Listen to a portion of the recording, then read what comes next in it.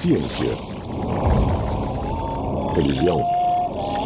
Em guerra há milhares de anos. Cada vez que depende de um teste, fica provado que a ciência tem razão. Conforme a ciência progredia, Deus ia tendo cada vez menos o que fazer. E ainda hoje pode ser que a fusão da fé com a tecnologia nos aproxime mais do que nunca da solução do grande mistério da vida.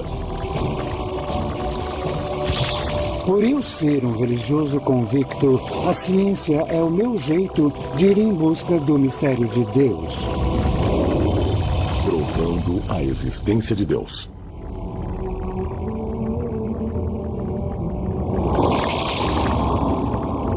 Durante séculos, a Igreja Católica esteve em guerra com a ciência, acreditando que sua existência poderia prejudicar os princípios mais sagrados da fé. Os cientistas ficaram estigmatizados como hereges. Seus avanços eram escondidos da população e às vezes até desmentidos sob a ameaça de morte. Mas atualmente há indícios de uma mudança radical. Quando as pessoas ficam sabendo que eu sou um padre e um cientista trabalhando especialmente para o Vaticano, onde há um observatório, a pergunta é sempre: por quê? Por que o Vaticano tem um observatório? A instalação multimilionária de classe mundial fica a 3.300 metros acima do nível do mar. Seu telescópio de 1,80 m consegue sondar milhares de anos-luz das galáxias. Os cientistas são especializados em astronomia e cosmologia. E o que os torna únicos? Eles também são homens de fé que admitiram a ciência como uma ferramenta em sua busca por Deus. Temos uma metodologia bem rigorosa que nós aprendemos conforme vamos nos formando cientistas. Dada a história instável da Igreja com a ciência, é de se impressionar que haja esse observatório de ponta. Especialmente desde o Iluminismo, existiu uma relação áspera entre ciência e a religião, onde a ciência, eu acho, explicou cada vez mais sobre o mundo. E as pessoas religiosas sentiram-se cada vez mais ameaçadas. O âmago da ameaça, para quem tem fé, é que a ciência diminua tanto a Deus que lhe deixe de existir. E isso envolve todo um modo de vida, uma vida inteira de mundo. Durante grande parte do último milênio, desafiar a explicação dos eventos naturais da Bíblia era um perigo. No início de 1600, notáveis astrônomos foram levados a julgamento quando suas descobertas científicas conflitaram com crenças religiosas enraizadas. Uma das ideias científicas mais ameaçadoras foi uma teoria desenvolvida pelos astrônomos Copérnico e Galileu. A Igreja ensinava que a Terra era o centro do sistema solar e que o Sol girava em torno dela. Mas Copérnico e Galileu sugeriram o contrário, que o Sol era o centro do sistema solar. As descobertas de Galileu foram recebidas por alguns da Igreja Católica como um problema. Ela se opunha à Bíblia que menciona. E então o Sol parou. Se na verdade é a Terra que se move e o Sol está parado, segundo a Igreja, isso gera um conflito. Desde a época de Galileu, acho que a Igreja Católica deu uma guinada. Graças a Deus. A admissão da ciência é uma mudança, mas a questão é: por que agora? A presença da Igreja no Observatório do Vaticano quer dizer que a Igreja reconhece o valor da ciência e do conhecimento que adquirimos através dela.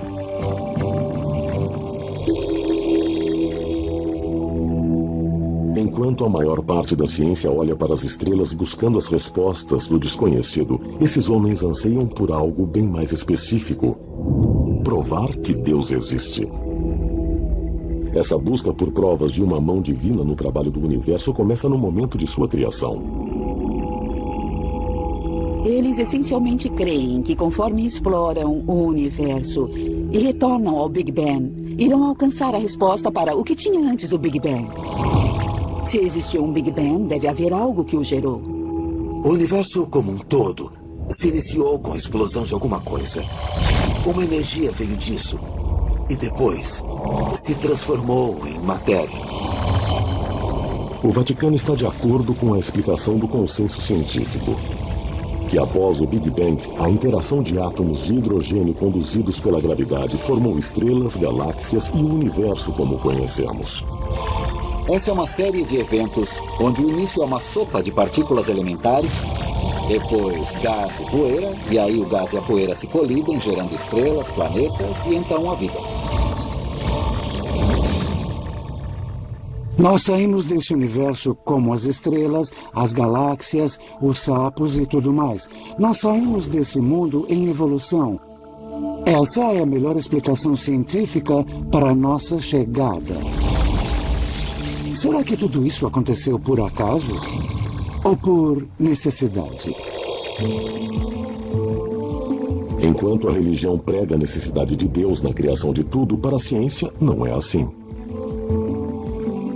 Não temos nenhum obstáculo para imaginar o Big Bang como sendo algo que apenas ocorreu. Não existe nenhuma razão na cosmologia para acharmos que houve alguma influência externa na criação do Big Bang. Stephen Hawking costuma dizer que perguntar o que havia antes do Big Bang é como questionar qual é o norte do Polo Norte. É uma questão indefinida. Hawking recentemente provocou controvérsias ao dizer: por haver uma lei como a gravidade, o universo pode e irá criar a si mesmo do nada. Stephen Hawking e outros que propuseram esse início ao universo disseram: não precisamos de Deus. É um absurdo. Este debate marca a linha divisória entre a ciência mais conhecida e a ciência da fé. A Igreja já não renuncia mais às descobertas científicas. Ao invés disso, muitos, como o Padre Coyne, creem em um modelo que integre tanto a ciência como Deus. Isso é conhecido como a teoria do universo bem afinado. Ela sustenta que as condições exatas necessárias à criação da vida são tão precisas que não poderiam ter surgido por acaso. Para esses homens, o modelo de universo bem afinado é um projeto para a criação de tudo. E Deus é o arquiteto. Se cada uma dessas constantes não valesse o que nós medimos, vamos dizer, uma parte em 1 milhão, nós não estaríamos aqui. Essa é a noção de um universo bem afinado. Que as coisas são calibradas. É como um desabrochar. É no ponto. Nem quente e nem frio. E bum, nós temos um universo onde as pessoas são inteligentes e questionam grandes coisas. Você não prova que Deus existe, mas isso sugere muito que há um Criador. Se a teoria do universo bem afinado estiver certa, então Deus criou o universo todo, mas deixou os detalhes para a natureza. A pior coisa a se fazer seria dizer de imediato que foi Deus quem fez. Não pode ser tudo pré-determinado.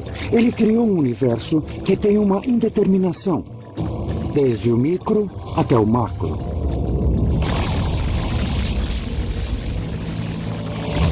E essa nova filosofia pode fazer com que a Igreja fique mais perto que nunca de uma prova de Deus.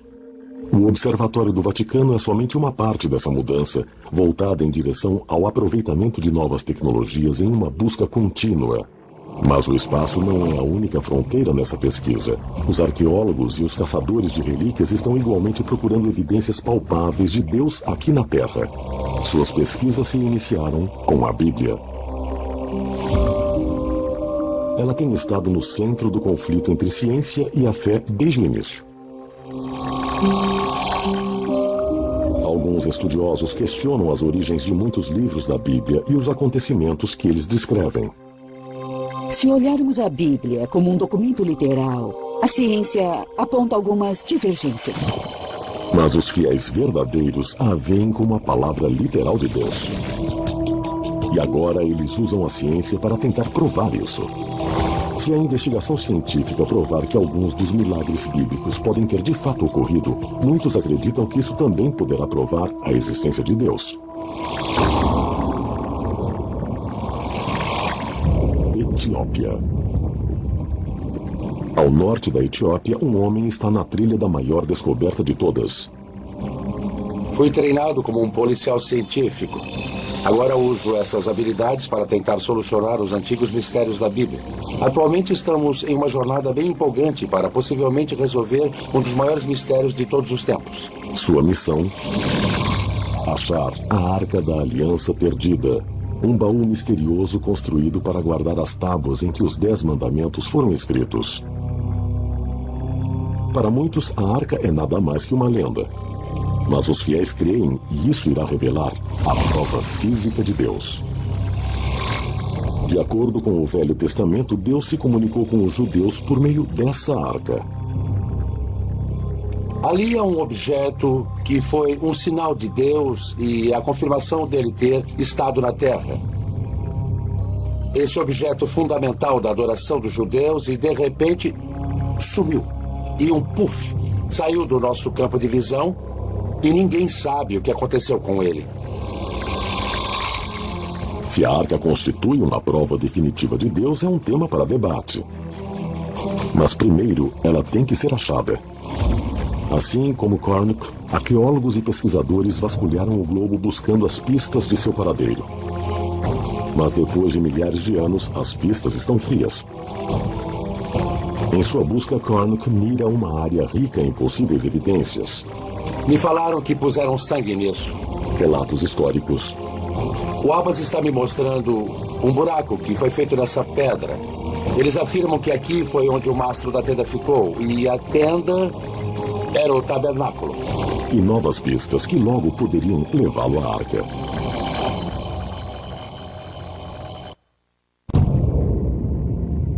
Por séculos, o homem olha para o céu, primeiro como um sinal de fé. E depois, pela reflexão científica. Agora, é o encontro dessas duas doutrinas opostas que podem conter a solução do maior mistério da vida, a prova da existência de Deus. Bob Carnock está na linha de frente dessa busca por evidências concretas, na procura pela Arca da Aliança Perdida. Um dos artefatos mais importantes do Velho Testamento, existe a crença de que a arca contém o poder onipotente de Deus. Essa descoberta poderia mudar tanto a ciência quanto a religião. Mas ela está perdida há milhares de anos. Estamos procurando pela Arca da Aliança. Esse objeto fundamental da adoração dos judeus simplesmente saiu do nosso campo de visão. Estava ali por um momento e de repente desapareceu como um passe de mágica. Carnock se concentrou na história da arca à procura de pistas essenciais. As instruções sobre como construir a arca foram dadas a Moisés por Deus como um projeto. Acredita-se que a arca é grande o bastante para conter as tábuas de pedra dos 10 mandamentos.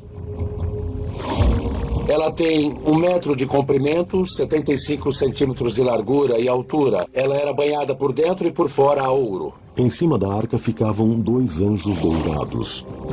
Dizem que tanto o poder como a ira de Deus descansam dentro da própria arca. Somente os sacerdotes mais devotos poderiam se aproximar dela. Se você não adorasse corretamente em frente à arca, seria morto. Ela podia destruir cidades, derrubar paredes, secar rios. Em 960 a.C., a arca foi colocada dentro do primeiro templo de Salomão, em Jerusalém. Esse relato no livro dos Reis é a última vez que a arca é mencionada na Bíblia. Ninguém na Bíblia fala, e a arca foi roubada ou ela foi destruída. Ela só deixa de existir. Os estudiosos da Bíblia divergem sobre onde e quando a arca desapareceu. Várias teorias persistem. Para Carnock, a liderança mais forte surgiu de pesquisas iniciadas na década de 80 por Graham Hancock, um correspondente do The Economist. Hancock teorizou que a arca foi tirada do Templo de Salomão durante o reinado de um rei pagão. Essa pessoa é Manassés, um rei mau, maníaco e louco, que colocou ídolos pagãos dentro do templo. Essa profanação do templo teria forçado os sacerdotes devotos que vigiavam a arca a protegê-la por qualquer meio necessário. até mesmo removê-la do seu lugar de descanso sagrado. A arca teria sido transportada por fiéis sacerdotes levitas que sentiam repulsa pela sujeira que estava sendo trazida ao templo. Carnock acredita que o caminho mais provável de fuga de Jerusalém teria sido a oeste, para o Egito e depois descendo o rio Nilo. Ilha Elefantina. A próxima pista para apoiar sua teoria poderia estar nessas rochas na pequena Ilha Elefantina. Carnock se baseia na existência de ruínas de um antigo santuário, construído nas exatas especificações as do Templo de Salomão, lar original da arca. Os moradores acreditam que ele foi construído como um refúgio temporário, mas a arca não estaria segura lá por muito tempo. Os arqueólogos dizem que houve um grande conflito na Ilha Elefantina. Os historiadores descrevem um tumulto dos vizinhos egípcios que colocou a arca em perigo. Carnock acredita que o motivo do ataque pode fornecer uma pista sobre o que aconteceu com a arca. Diziam que a arca era tão poderosa que um sacrifício de sangue tinha que ser feito antes de vê-la. Pela lei judaica, isso é proibido em todos os lugares, exceto na presença da arca. Os judeus teriam sacrificado o carneiro e os egípcios adoravam o carneiro. É um conflito, o templo é destruído. Carnock especula que no meio da batalha a arca foi levada às pressas a um local seguro. A questão é, onde?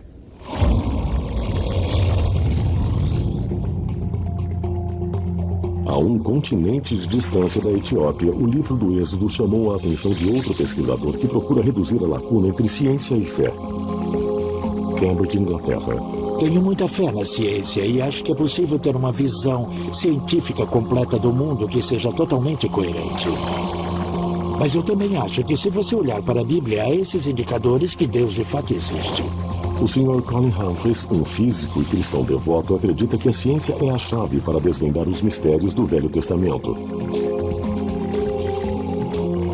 E pode finalmente provar que Deus programou esses acontecimentos épicos. Sua investigação começa com um dos momentos mais emblemáticos da Bíblia: a divisão do Mar Vermelho. Egito. 1446 a.C. De acordo com o livro do Êxodo, Moisés e os judeus escaparam da escravidão, mas encontram-se encurralados entre a espada e o mar. Os judeus estavam de fato presos, eles não tinham saída. E de repente, vem esse vento que sopra o mar para trás a noite toda. E tem uma terra exposta. E os judeus pensam, Deus, que maravilha, e todos cruzam correndo. E claro, o exército do faraó os persegue logo atrás. Mas a água volta e atinge o exército.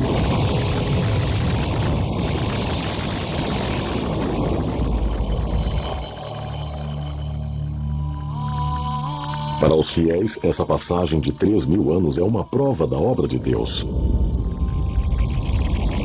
Mas a nossa compreensão da física moderna e da dinâmica dos fluidos levanta dúvidas. O Mar Vermelho é um vasto corpo de água, mais de 300 quilômetros no seu ponto mais largo, com uma profundidade média de quase 500 metros. Então, onde os judeus teriam cruzado com segurança? As opiniões divergem sobre a localização provável, mas muitos pesquisadores bíblicos apontam para o Estreito de Tirã, na foz do Golfo de Acaba, como o local que melhor corresponde às distâncias e à topografia descritas na Bíblia. Golfo de Acaba. Aqui, o golfo se restringe a um canal de apenas 13 quilômetros de comprimento. Um cume de recifes de coral no fundo do mar cria a parte mais rasa do Mar Vermelho. Mas os recifes ficam a mais de 9 metros abaixo da superfície, muito profundo para atravessar a pé, conforme descrito no Êxodo. E há também o problema das tropas do faraó. O Êxodo conta que o exército egípcio perseguia os judeus em fuga.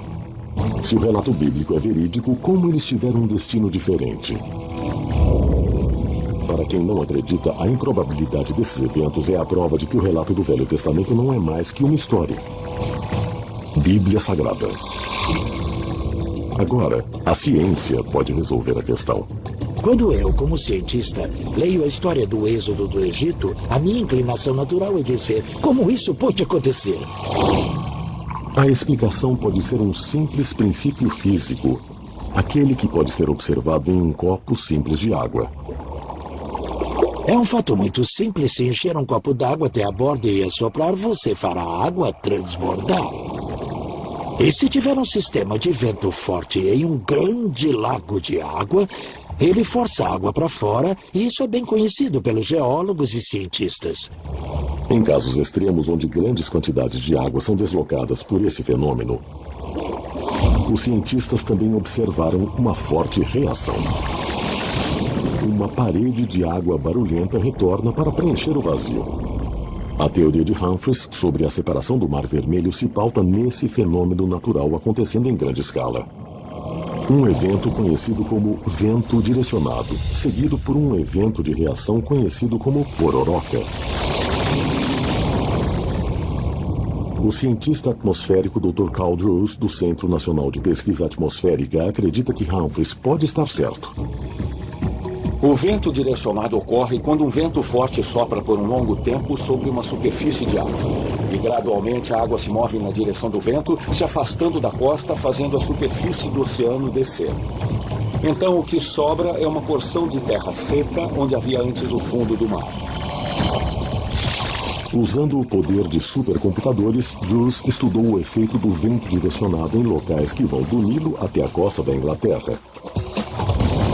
Há 2 episódios que ocorreram nos Grandes Lagos em 2006 e 2008. O vento direcionado é observado a cada 5 ou 10 anos no Lago Erie. Há essas fortes rajadas que vêm do oeste que causam tempestades em Buffalo. Mas do lado de Toledo, que é o lado contra o vento, grandes partes do lago estarão completamente secas e a água desaparece no horizonte. Tem-se observado que a diferença de altura entre uma extremidade do Lago Erie e a outra pode ser até 5 metros. Absolutamente incrível. Espera-se que a água do Lago Erie fosse nivelada. Com vento forte soprando por muitas horas, a diferença é de 5 metros.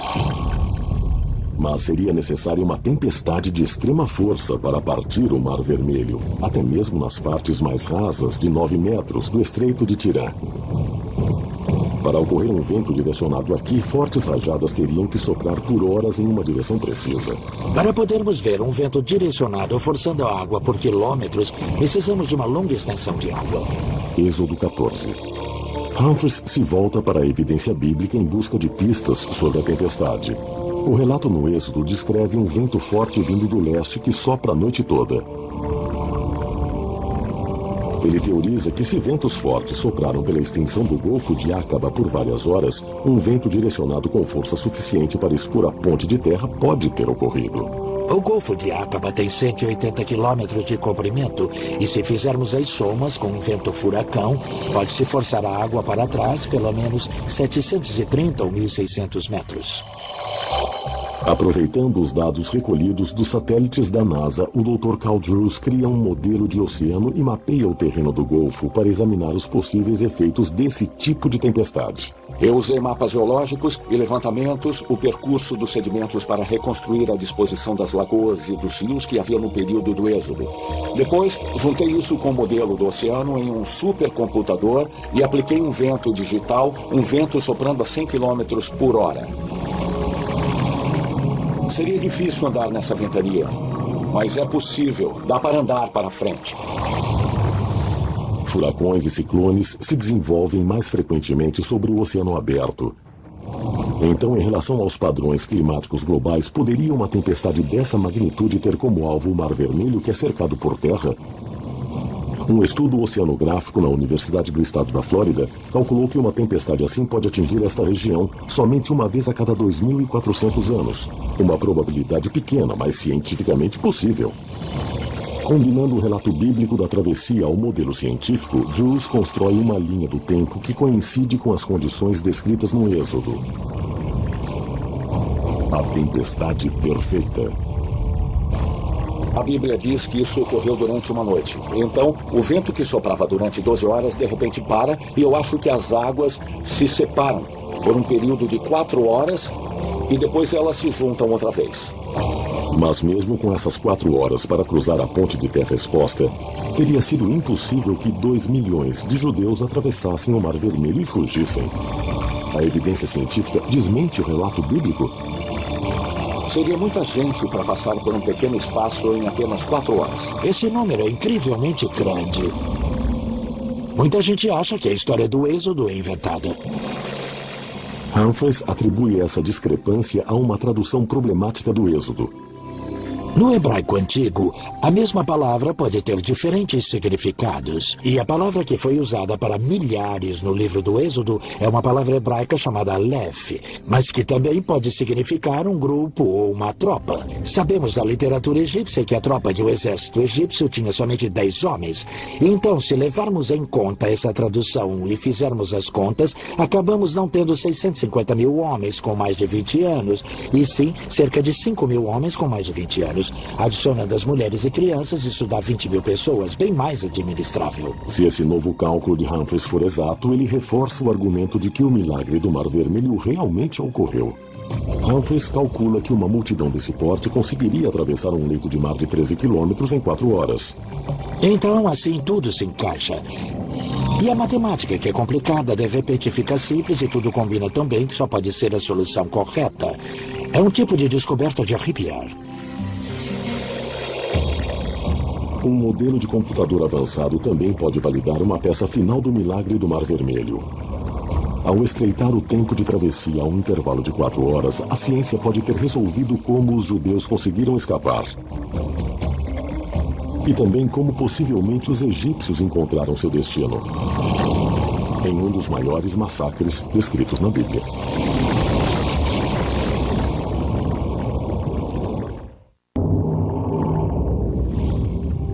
Desde a cosmologia e a arqueologia para a oceanografia.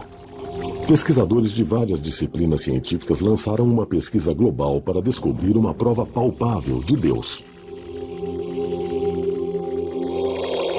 O Sr. Colin Humphreys e o Dr. Carl Drews estão procurando evidências que provem que os acontecimentos descritos na Bíblia de fato ocorreram. Usando cálculos precisos e também modelos complexos de computador, cada um detalhou um cenário de uma tempestade perfeita que eles alegam que poderia ter causado a separação do Mar Vermelho, como foi descrito no livro do Êxodo.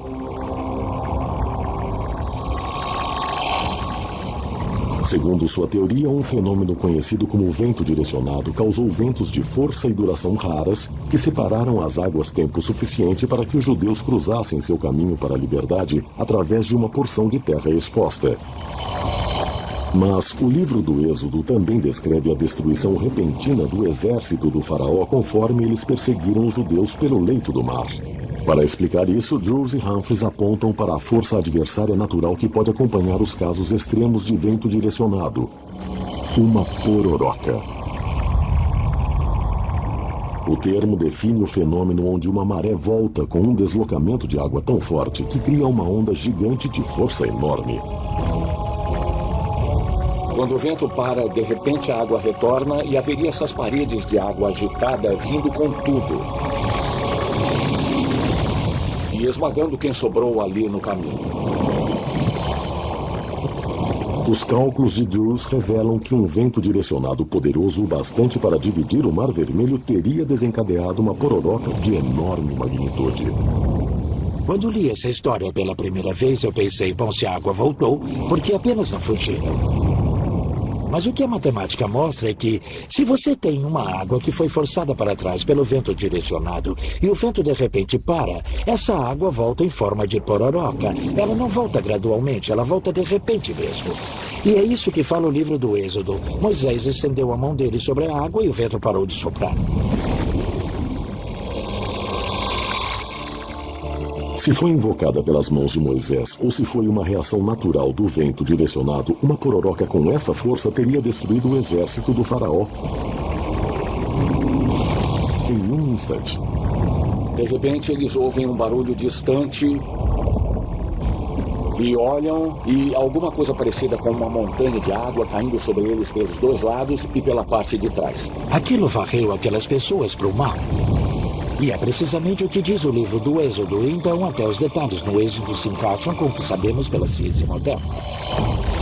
Essas pororocas são raras, e um modelo matemático preciso para prever esse fenômeno tem frustrado os cientistas há séculos. Até agora. A matemática é bastante complicada, é chamada de equação diferencial de segunda ordem. Há 300 anos não era possível fazê-las, há 200 anos também não. As pessoas não tinham nenhuma explicação, mas agora podemos dizer que se encaixa com a ciência moderna e que combina com o mecanismo natural. Somente com o advento dos supercomputadores, as previsões de fluidos dinâmicos desta complexidade foram possíveis. A tecnologia está abrindo uma nova fronteira na busca de Deus. Mas enquanto esses fenômenos naturais oferecem uma explicação científica para os acontecimentos descritos em Êxodo, somente isso não prova Deus. Pode ser que Moisés tivesse muita sorte. Pode ser que ele soubesse prever o tempo muito bem. Então você diz, por que chamamos isso de milagre? Foi por causa da precisão. Eles teriam sido destruídos. É um evento muito improvável de acontecer justo na noite que você precisa dele. Se Moisés tem essa sorte, todos devíamos apostar nele. Então foi essa precisão que mostrou a mão de Deus no evento. Tanto Drews como Humphreys concordam que a evidência de Deus não está nos eventos naturais em si, mas sim na sua milagrosa precisão. Em última análise, está além dos poderes da ciência explicar como uma tempestade que ocorre uma vez na vida foi acontecer na hora e no lugar exato para resgatar os judeus. Eu acho que a ciência responde os comos, como isso aconteceu. E a religião responde os porquês. Algumas pessoas pensam que se for possível explicar um milagre, pode-se explicar tudo. Eu não acredito nisso. Nós devemos esperar que Deus opere no universo dentro das regras que Ele mesmo construiu. Então, para mim, isso não substitui a fé. Na verdade, é um salmo que diz que quando Deus abriu o Mar Vermelho, Ele não deixou suas pegadas na água. Então, obviamente, Deus não era visível. Seu trabalho tem estreitado a lacuna entre a ciência e o sagrado. Esses cientistas admitem que, por enquanto, a fé é necessária para preencher as últimas lacunas. Os cientistas devem ser humildes e perceber quando sua ciência não alcança o sobrenatural. Nós só estudamos o natural. Então eu estudo o movimento do vento e da água. De acordo com a Bíblia, Deus enviou o vento na hora certa e mandou Moisés estar lá.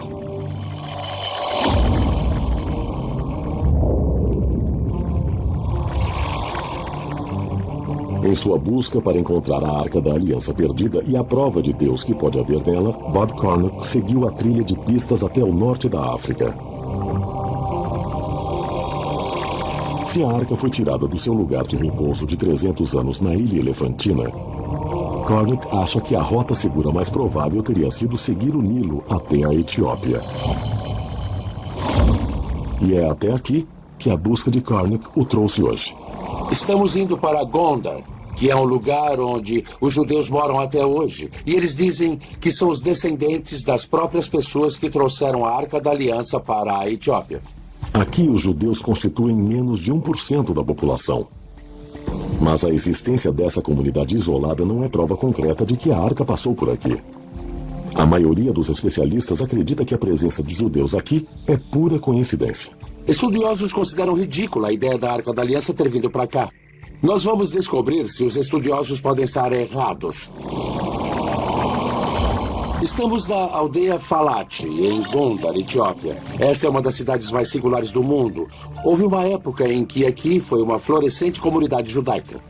Hoje a maioria dos judeus de Falat se foram, mas em toda parte os sinais de sua presença permanecem. Dizem que a comunidade judaica que vivia aqui nesta aldeia Falat veio para cá 400, 500 anos antes de Cristo. Temos pilhas de pedras. Essas sepulturas podem ter milhares de anos. Os habitantes, na maioria, seguem as tradições judaicas típicas, exceto uma. Eles fazem sacrifícios de sangue. Isso não é feito em nenhum lugar do mundo, mas é feito aqui, nesta aldeia Falat, há centenas, se não milhares de anos. Poderia ser esse um vínculo definitivo com a Arca? Cornick procura a única rabina restante da comunidade falante. Tudo bem? Como vai? Há quanto tempo os judeus estão nessa área? Tá bom. Desde 500 anos antes de Cristo. Tá, ela disse que os judeus estão aqui desde 500 anos antes de Cristo, e é isso que eu acho que a nossa evidência mostra. Ela sabe que os falates fazem sacrifício de sangue?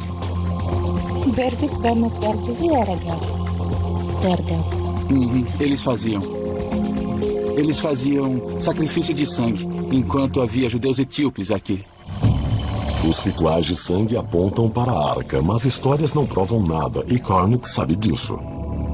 Sua razão de voltar a Gondar hoje é para encontrar evidências biológicas, uma ligação genética entre essa comunidade isolada de judeus e a ordem de sacerdotes que protegia a Arca da Aliança há milhares de anos. Será que ela nos permite fazer o teste nela dentro da boca? Eu estou muito feliz por você testar o meu DNA. Cornick está compilando um banco de dados de DNA dos judeus locais. Será uma busca em tempo intensivo que ainda tem que produzir resultados, mas a descoberta de uma única ligação genética aos levitas antigos poderia ser uma bomba. Se pudermos mostrar uma marca de DNA que os conecte a esse evento antigo, vai ser demais, fundamental para a teoria de que a Arca veio para a Etiópia. A triagem genética moderna pode ser uma ferramenta essencial em determinar uma ligação com a Arca. Mas a meio mundo de distância, outra equipe de pesquisadores pode ter tropeçado em uma ligação ainda mais direta a Deus, escondida em nosso DNA. A prova científica de Deus. Alguns a procuram no nascimento do universo, outros nos desertos da África e do Oriente Médio. Mas e se a prova mais surpreendente de Deus não estiver em um templo ou um santuário? E se estiver dentro de todos nós?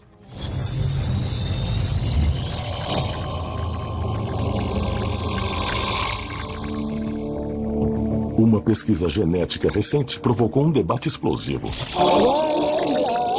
Para explorar se podemos estar programados a acreditar em Deus. O renomado biólogo molecular Dr. Dean Hamer descobriu o que ele chama de gene de Deus.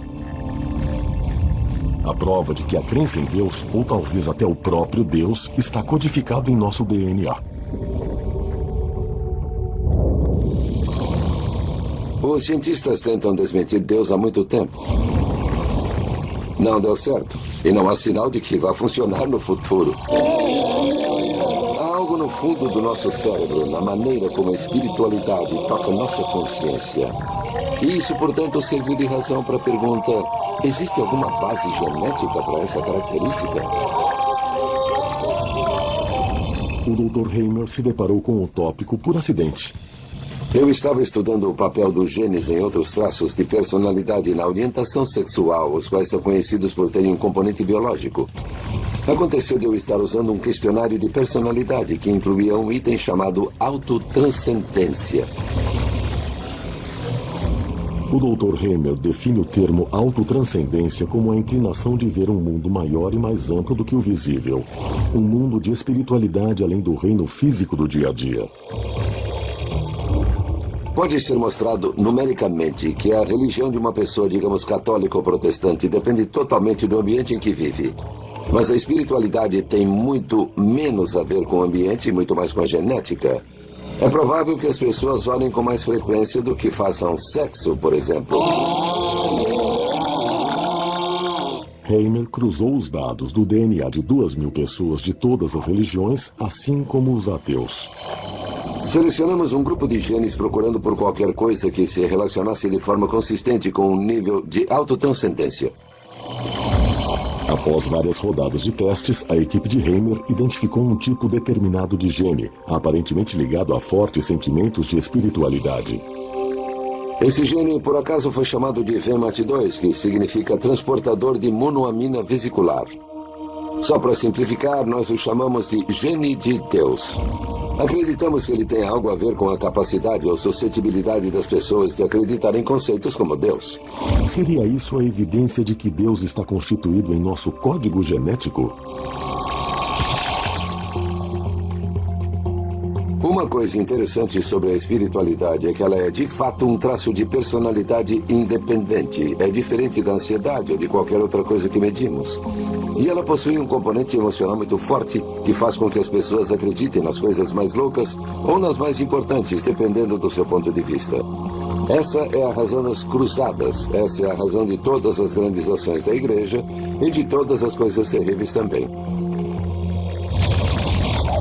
Heimer diz que o gene de Deus age como uma droga que banha o cérebro humano com neurotransmissores chamados monoaminas, que regulam o humor e a percepção. O gene de Deus equilibra essas monoaminas enquanto elas são transportadas de célula a célula e afeta as respostas emocionais do indivíduo. O gene VMAT2 existe em todas as pessoas. Assim como todos nós temos genes da cor do cabelo e dependendo de exatamente quais alelos do gene você tem e quais as combinações de genes, isso irá determinar se seu cabelo é loiro ou preto, ou se você é maior ou menor no nível de autotranscendência.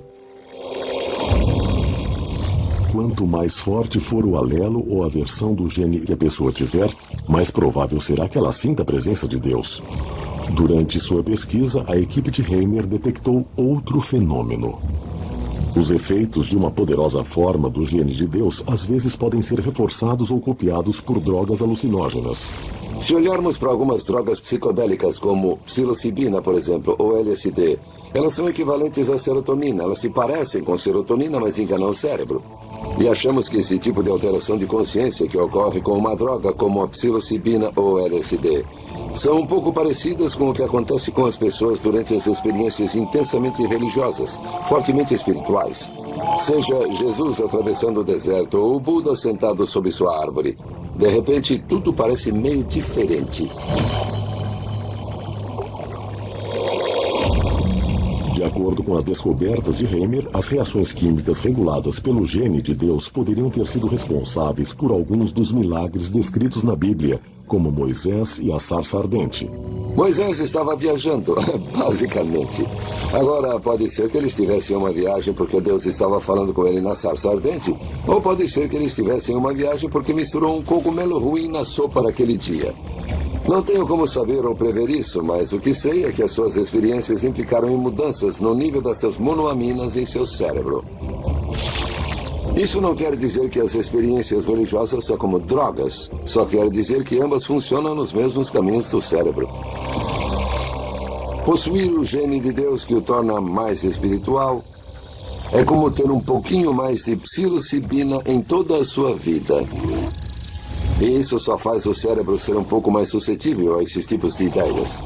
Se você tem fé, pode dizer, olha, isso prova que Deus nos fez para que possamos compreendê-lo. E isso comprova a existência de Deus. Se for um ateu, pode falar, olha, isso prova que o cérebro simplesmente inventa Deus de qualquer maneira. É um monte de química. Deus não existe. Mas se ele não está lá para ligar o homem a Deus, por que algo como o gene de Deus evoluiria? Alguns biólogos acreditam que nas antigas sociedades humanas, onde os membros da mesma tribo adoravam um deus ou deuses comuns, um gene de Deus em alto grau de funcionamento tornou mais fácil que eles trabalhassem juntos e se protegessem. Em ambientes sociais cooperativos, um forte gene de Deus pode ter sido uma vantagem evolutiva. Mas a ciência também está revelando que a espiritualidade tem uma vantagem física. Existem muitos dados agora que mostram que pessoas mais espiritualizadas e religiosas tendem a viver um pouco mais, pois elas tendem a se recuperar de uma doença um pouco mais rápido. Acho que há muitas possibilidades de como esse tipo de gene conseguiu se manter na mistura e sobreviver à evolução recente. A causa desse benefício ainda está para ser determinada, mas o efeito é uma área onde a ciência e a fé estão trabalhando juntas para buscar avanços. É um relacionamento que Heimer observa de perto. A ciência e a fé estão em guerra há muito tempo. E até agora, sempre que depende de uma prova, acontece da ciência estar certa. A Terra não é o centro do universo, está somente circulando ao redor do Sol. A evolução ocorreu mesmo, estamos relacionados a outros animais e não somos algo singular que foi colocado aqui. Onde a religião acerta e a ciência erra é que a ciência não conversa com as necessidades emocionais das pessoas. A ciência não muda a consciência das pessoas do jeito que a religião muda. Os cientistas poderão explicar as origens da consciência humana? Ou é uma questão de fé? Um novo campo de pesquisa pioneiro está buscando respostas em um dos lugares mais enigmáticos do planeta.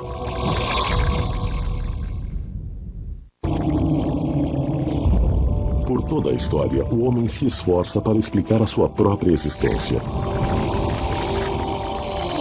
E durante séculos, essa pesquisa levou a uma resposta: Deus. Os avanços científicos do século passado levantaram dúvidas sobre a existência de um ser supremo. Mas agora a fé e a ciência estão se encontrando para tentar resolver a nossa maior questão: será que Deus existe?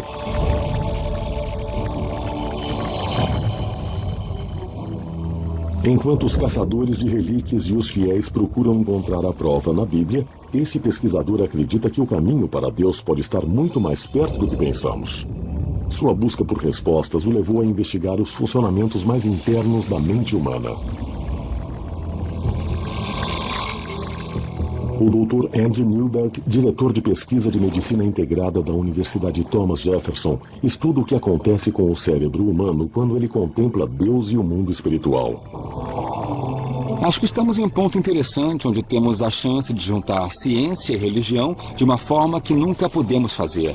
Há um senso do cérebro humano que nos permite explorar o mundo cientificamente e pensar nas coisas de forma religiosa ou espiritual.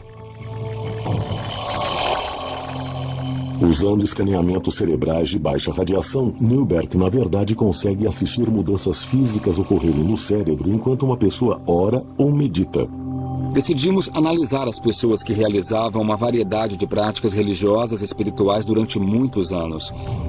Nosso trabalho inicial foi feito com pessoas que eram muito firmes em meditação budista tibetana. Também analisamos um grupo de freiras que estavam engajadas em suas crenças religiosas há mais de 50 anos. O que fizemos foi usar um scanner que fotografava o cérebro deles. Fotografamos enquanto repousavam e também quando não faziam nada em particular. Depois tiramos mais uma foto do cérebro deles enquanto meditavam ou praticavam as suas orações. As áreas que pareciam ser mais afetadas durante essas práticas incluem uma parte do cérebro chamada lobo frontal, logo atrás da testa. E essa é uma parte do cérebro que normalmente funciona quando concentramos nossa mente em alguma coisa.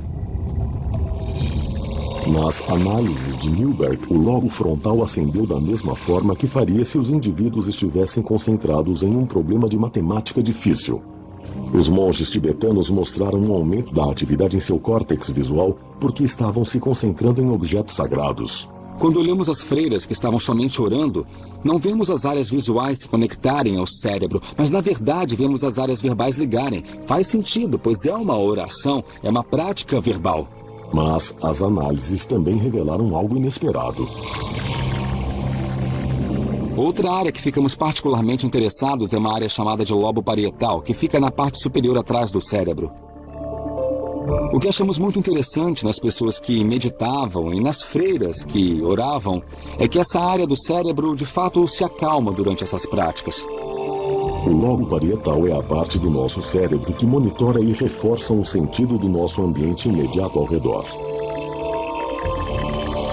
Então, quando o Dr. Newberg viu o lobo ficar escuro, ele testemunhou os indivíduos perderem mentalmente a noção de seu espaço, tornando-se um com o universo.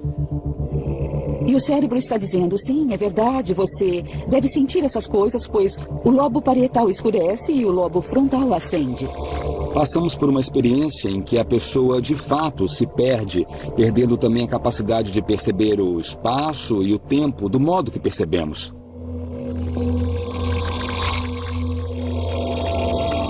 As análises do Dr. Newberg seriam a prova de Deus?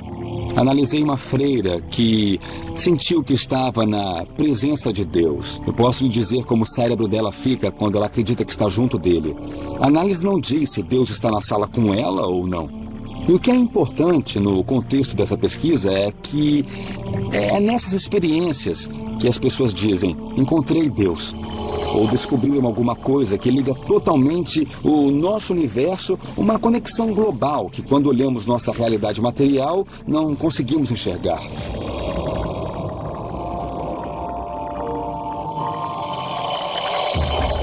As descobertas de Newberg sugerem que, pela forma que o cérebro de uma pessoa está aceso, pode-se determinar se ela tem fé ou se não tem. Durante os testes no scanner, ateus foram convidados a contemplar Deus. Então, ao vermos o cérebro de um ateu contemplando Deus, o que percebemos é que nos lobos frontais não há de fato um grande aumento da atividade como há quando vemos as freiras que estão meditando e se concentrando em Deus. O que concluímos em termos de como interpretamos essa descoberta é que um ateu de fato não entende a coisa. Indivíduos não religiosos com experiência em meditação foram convidados a colocarem-se em uma espécie de estado de transe. Os resultados revelaram que sua atividade cerebral era bem diferente das freiras ou monges em um estado transcendente similar, mas religioso. Eles realmente não querem pensar em Deus ou têm problemas para pensar nele. E pode ser que os lobos frontais não acenam, porque, na verdade, eles não entendem, não conseguem guardar aquilo na mente, não podem se concentrar nisso tão profundamente como alguém que é religioso ou espiritual, porque no que diz respeito àquilo, o religioso entende melhor. Entender seria o resultado da fé ou a causa? Há algo programado no cérebro dos que creem? Existe um Deus? Não existe um Deus? Qual é a natureza da realidade? Quando estamos em um sonho, agimos como se aquilo fosse realidade, e quando estamos em nossa realidade, podemos dizer, bom, isso não era real, isso foi só um sonho. Quando as pessoas têm experiências espirituais ou místicas profundas, elas sentem a mesma coisa. Elas sentem que aquela realidade representa uma realidade mais fundamental que a do dia a dia. Será que isso significa que Deus é uma invenção de nossa mente? Ou será que o lobo frontal seria um canal com um poder supremo? Será que existe algo além do nosso cérebro que não captamos nos exames, mas ainda assim encontramos de algum jeito uma prova? Na verdade, para mim, fazer perguntas é bem importante. E eu acredito que questionar seja sempre correto. Enquanto a busca por evidências do Todo-Poderoso no cérebro humano continua, outros estão procurando a prova física da presença de Deus na Terra. Na Etiópia, Bob Carnick está caçando um dos artefatos mais sagrados mencionados na Bíblia: a Arca da Aliança Perdida. A Arca Dourada que dizem conter os 10 mandamentos e que desapareceu há milhares de anos. A sua recuperação e autentificação poderia validar vastas partes do Velho Testamento e poderia até ser um canal direto com Deus. Carnick seguiu um rastro de pistas pelo Nilo até a sua origem, o Lago Tana. Estamos cruzando o lago e temos uma viagem de barco de umas 3 horas. Tempestades frequentes e águas infestadas de crocodilos fazem dessa uma travessia traiçoeira. Se a arca foi trazida aqui pelos seus protetores, as defesas naturais do Lago Tana podem ter afastado os possíveis inimigos. A remota localização teria sido um esconderijo ideal para o artefato sagrado. Esse lago é muito grande e possui algumas ilhas interessantes. Podem ser as peças de um quebra-cabeça que resolveriam o mistério do local onde a Arca da Aliança está e para onde ela foi. A mais de 50 quilômetros da costa fica uma ilha proibida. Um penhasco com mais de 13 metros de altura delineia o perímetro. Um obstáculo assustador que poderia ter salvado a arca de caçadores e ladrões. Aqui é a ilha Tanakirkos e dá para ver que parece uma fortaleza. Como alguém pode escalar essa parede e ao mesmo tempo trazer a arca junto? Tanakirkos é habitada por monges que tomam muito cuidado com estranhos. Eles guardam uma série de artefatos raros que poderiam comprovar que a arca ficou escondida na ilha por 800 anos. Alguns desses tesouros nunca foram vistos por estranhos. Determinado a ter acesso aos artefatos, Carnick visitou a ilha antes, trabalhando para ganhar a confiança dos monges. Olá. Oi. Esse é Abba Gabriel. Ele é um grande amigo meu. É considerado um homem santo e reverenciado por milhares de pessoas. Vamos ver a aldeia dele e ver também os artefatos que podem estar ligados de um jeito bem singular à verdadeira Arca da Aliança. As relíquias ficam protegidas em um bunker trancado. Estamos aqui na frente de uma porta que guarda tesouros, coroas de reis, instrumentos que eles dizem que conseguiram trazer para cá de Jerusalém com a Arca da Aliança. A presença de Deus está literalmente nesses objetos. Esses frágeis instrumentos seriam artefatos do ritual de sangue realizado na presença da arca, como uma oferenda a Deus. Karnak tem permissão de examinar uma relíquia crucial. O Gomer, uma antiga bacia que dizem que era usada para colocar o sangue do animal sacrificado. Me disseram que colocavam o sangue aqui, eles mexiam para que não coagulasse e polvilhavam sobre o povo para dar-lhes o perdão. Eles respingavam isso sobre a Arca da Aliança. Os monges de Tanakirkos não permitirão que os artefatos sejam removidos da ilha, tornando a autenticação científica difícil. Mas Karnak acredita que os objetos correspondam à descrição da Bíblia sobre as ferramentas usadas no ritual do sacrifício. Apesar de não haver prova conclusiva, elas fortalecem a teoria de que a arca veio para essa direção. A dificuldade é que não existe uma pessoa que possa entrar lá e dizer com certeza isso que você tem é da Bíblia. Essas coisas combinam muito bem com o relato bíblico. Dá para tirar as palavras da Bíblia e literalmente colocá-las sobre esses objetos, que se encaixam perfeitamente. A história toda se junta aqui e tudo nessa ilha vem a calhar. Tanakirkos revela mais pistas. Estamos aqui neste penhasco. É bastante cortado dos nossos dois lados e acaba na água. E o Abbas está me mostrando um buraco que foi cavado na pedra. Eles afirmam que esse é o lugar onde a vara da tenda ficava. Havia 4 deles que sustentavam uma tenda. E essa tenda era o tabernáculo da Arca da Aliança no deserto. Essas pedras aqui são os outros 2 furos do encaixe. Eles, na verdade, os pegaram, os tiraram do bloco de granito de lá e trouxeram-nos aqui como lembranças de quando a Arca da Aliança ficava no tabernáculo. Essas descobertas sustentam a teoria de que a arca estava aqui na ilha de Tanakirkos. Mas enquanto Karnak procura pela prova de Deus, muitos dos fiéis recorrem a um poder superior, procurando ajuda em um objetivo mais urgente: a cura do câncer. Onde a medicina falhou, esse curandeiro do Texas pode trazer a salvação. Esses resultados impressionantes evidenciam o poder da oração ou o placebo.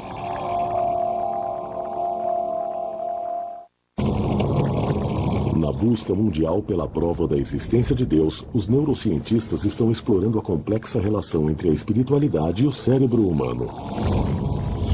Usando tomografias, o neurocientista Dr. Andrew Newberg observou mudanças químicas no cérebro quando uma pessoa ora ou medita.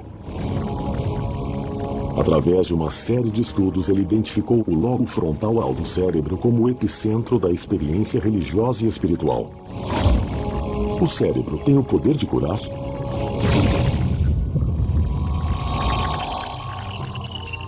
Desde os primeiros dias da história humana, o homem crê no poder de cura pela oração. Há séculos, existem curandeiros ganhando dinheiro com esse fenômeno. Enquanto muitos permanecem céticos em relação à prática, os resultados obtidos por alguns curandeiros levantam a questão se há algo milagroso acontecendo mesmo. As multidões que clamam para serem vistas pelo Dr. Aysan Naimi acreditam que estão testemunhando Deus trabalhando pelas mãos de um homem. Esse é de verdade. Só mais um dos milagres de Deus. O Dr. Naimi é um ex-anestesista que virou curandeiro. Só chamar isso de curandeirismo significa que sou eu quem cura. Mas, na realidade, a cura não vem de mim. Naimi afirma que ele é um condutor através do qual a cura passa. O que estou fazendo é provar que Deus existe. Naimi diz que as milhares de curas que ele ajudou ao longo dos anos são a prova de que a ciência e a fé trabalham em uníssono. Eu não posso separar Deus da própria ciência. Quando vamos tratar as pessoas, elas não têm que saber que eu estou orando. adultos que procuram o Dr. Name tentaram todas as opções que a medicina tradicional pode oferecer. Eu tenho câncer de ovário e procuro por um milagre. Estou no final da linha quanto aos medicamentos. Fiz 3 cirurgias. Então, eu espero por um milagre. Estou rezando para que aconteça. Embora o prognóstico pareça sombrio, as histórias de alguns dos ex-pacientes do Dr. Name parecem dar esperança. Veja Kathy Kerouac, diagnóstico, câncer de pulmão.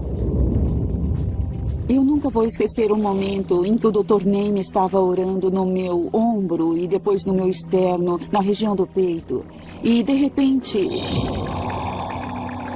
meus pulmões se abriram pela primeira vez na minha vida e dei a maior puxada de ar fresco que já senti entrar em meus pulmões. E eu não parava de dar essas respiradas longas. Ele apenas se abriu.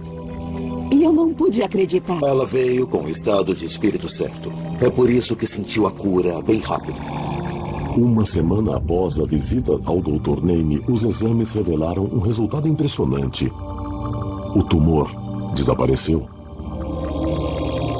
O oncologista de Kathy não podia dar nenhuma explicação médica. Ele disse, eu nunca diria isso aos meus pacientes. Ele falou, foi embora. Sumiu totalmente. Ele disse, Kathy, você foi abençoada com um milagre. Não deixe ninguém fazê-la pensar diferente. Kerouac tinha aparentemente vivenciado um milagre. Mas esse fenômeno que poupou uma vida foi um exemplo da misericórdia de Deus? Ou foi o efeito placebo ligando o cérebro para curar o corpo por conta própria? Quando as pessoas se envolvem em estados e rituais de profunda espiritualidade, o seu corpo e o seu cérebro mudam. E isso muda talvez a forma que o seu sistema imunológico funciona. Muda o modo como o cérebro e o corpo reagem a diferentes coisas. Muitos cientistas tratam o efeito placebo como algo falso. Mas, de fato, é uma forma de agir muito poderosa do cérebro e pode mudar a maneira como o nosso corpo funciona. Ainda está além do poder da ciência determinar se a cura de Kathy foi um resultado da graça de Deus ou da graça do seu gene de Deus. Mas quer sejam os resultados comoventes da cura pela fé a prova de Deus ou somente a prova do poder do placebo, a busca por evidências científicas de um poder superior continua. Durante séculos, especialistas de todo o mundo têm caçado artefatos religiosos perdidos, procurando evidências que pudessem provar passagens da Bíblia e, finalmente, Deus. Na trilha da Arca da Aliança Perdida, Bob Cornuck veio até o norte da Etiópia para examinar uma importante peça de evidência que liga a arca até a ilha de Tanakirkos. Essa é a primeira vez que deixaram Cornuck ver o documento. É um texto antigo, aos pedaços. Esse livro aqui tem 1.700 anos, dá para ver a pátina nele, é de pele de animal. O livro apresenta uma imagem surpreendente que poderia confirmar a teoria de Cornuck de que a Arca da Aliança foi trazida para cá.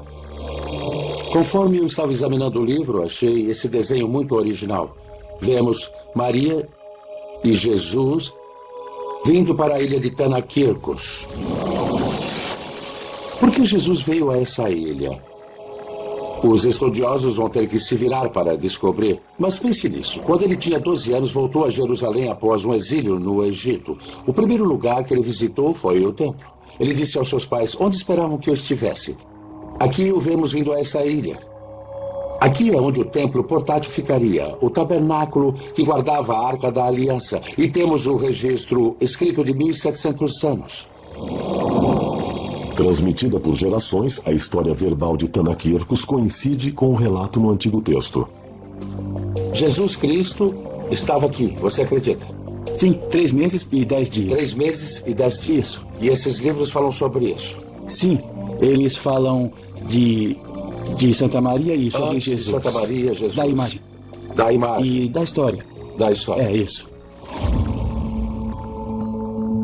Essa imagem antiga pode ser uma descoberta épica. Se Jesus viajou para essa ilha remota, isso pode ser um sinal de que algo de vital importância estava aqui. Enquanto Cornuck fica um passo mais perto da arca, outros pesquisadores continuam buscando a prova de Deus dentro do cérebro humano.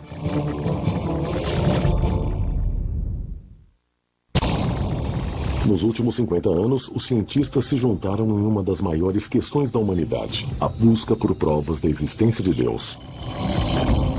Os cosmologistas estão procurando pistas nas origens do universo e no Big Bang. Usando os avanços recentes da tecnologia, os neurocientistas estão procurando dentro do cérebro humano. Eles estão começando a explorar como nosso relacionamento com Deus pode ser determinado por nossa química cerebral. Em 1962, um estudante de Harvard tentou uma ousada experiência para estudar se as substâncias introduzidas no cérebro alteram a nossa percepção de Deus. Ficou conhecido como o experimento da Capela Marsh. O objetivo do estudo foi determinar se um alucinógeno introduzido no cérebro de um indivíduo devoto cobaia poderia criar uma sensação de que ele estava diretamente na presença de Deus. Ele foi feito na Universidade de Harvard quando Timothy Leary estava lá e antes das drogas psicodélicas serem proibidas. Ele pegou estudantes de teologia, pessoas que já tinham fé e a caminho da espiritualidade, e os dividiu em 2 grupos. E para um grupo, ele deu psilocibina, um alucinógeno muito potente. A psilocibina desencadeia alucinações, alterando a quantidade de serotonina liberada no lobo frontal, o centro de controle emocional do cérebro. Ele também é ativado durante a meditação e a oração. Para outro grupo, ele deu uma droga mais controlada, que ia fazê-los sentirem-se aéreos, mas não alucinados. E aí todos foram para uma missa de Sexta-feira Santa na capela e ouviram um sermão de um ministro bem conhecido da capela de Harvard. Os indivíduos do estudo que tomaram a falsa droga relataram que a missa parecia como qualquer outra. Mas muitos dos que tinham tomado o alucinógeno descreveram uma experiência de autotranscendência durante o sermão. Uma sensação de que estavam se ligando diretamente com Deus. Passadas semanas dessa experiência, ele perguntou do que se lembrava, o que vivenciaram. E descobriu-se que as pessoas que tomaram alucinógeno se lembravam daquilo como um tipo de experiência muito importante, uma experiência de transformar a vida. Enquanto que os que tomaram as drogas controladas só viram que foi mais um sermão. Para aqueles que tomaram psilocibina, o impacto do experimento foi de longa duração. Em uma pesquisa de acompanhamento 20 anos mais tarde, muitos dos indivíduos ainda viam o estudo como uma experiência profunda de mudar a vida. Alguns relataram que se sentiram ligados diretamente com Deus. Os resultados do experimento da Capela Marsh reforçam os resultados dos exames cerebrais realizados no laboratório do Dr. Newberg. Os 2 estudos ligam o lobo frontal à nossa percepção de Deus e indicam que a nossa experiência espiritual pode ser intensificada pela oração fervorosa, meditação e até mesmo por drogas psicoativas. Será que essas experiências intensas induzem a uma ilusão de que estamos ligados a um poder superior? Ou será que desencadeiam uma parte do cérebro projetada para ser um canal entre o homem e Deus? Um estudo mais profundo do lobo frontal pode ser a chave para provar a existência de Deus. Do outro lado do mundo, Bob Cornuck procura pela prova definitiva de Deus na Terra. A Arca da Aliança Perdida criou um rastro de evidências que segue Nilo abaixo. Pelos assentamentos judaicos perto de Gondar, até o lago Tana. E agora, seguindo pistas encontradas em Tanakirkos e na antiga lenda etíope, Cornuck chega a uma pequena cidade no norte da Etiópia.